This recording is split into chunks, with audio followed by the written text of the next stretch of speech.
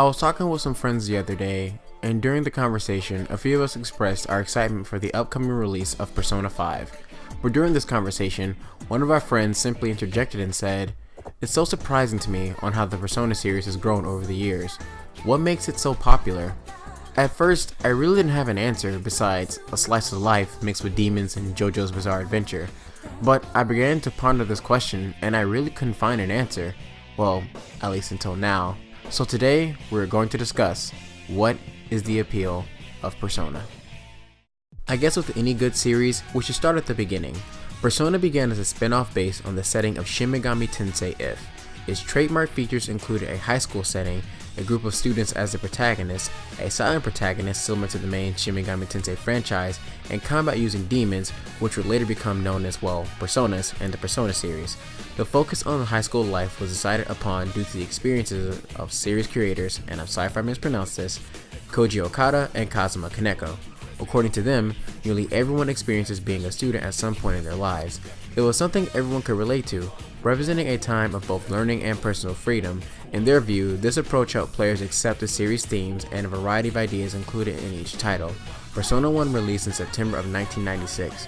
This was an interesting time because the PlayStation had many casual games. Releasing Persona around this time was great because the series always tried to separate itself from the main Shin Megami Tensei franchise by being welcoming to newcomers but also having enough depth to please longtime fans. How Persona differs itself from Shin Megami Tensei and other JRPGs is part of the appeal to the series, I believe.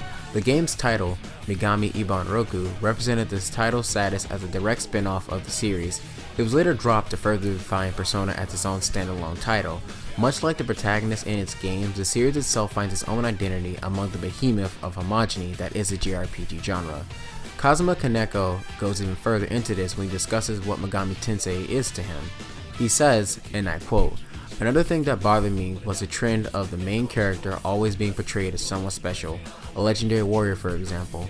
It was the equivalent of saying, you can't succeed unless you're from a wealthy family, and I just couldn't stand that. I wasn't born with special genes, and I'm sure most other players weren't either. No matter who you are, if you're given a chance and have the guts to try your best, you can become a hero." That became the concept of Megami Tensei.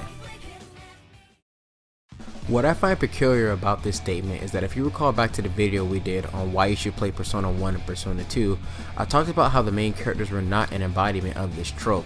This is in part because Persona 1, 2, and Persona 2 Eternal Punishment have more in common with the mainline Shin Megami Tensei series than its successors. Now, I still personally believe that those games where the protagonist isn't a special hero who outshines everyone is still good, but Persona taking this approach with its characters and its introduction of social links is a part of the appeal. Persona games aren't Megami Tensei games, they're, Persona games. Ever since the inception of the series, they have tried to differentiate themselves. Even the themes discussed in the two games are very different, and Persona not taking the route Megami Tensei went, helped further define it as its own title.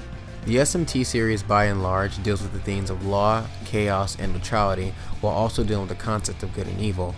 Shin Megami Tensei is more broad and foreboding with its themes and atmosphere, while Persona is more lighthearted and personal, and thus more approachable.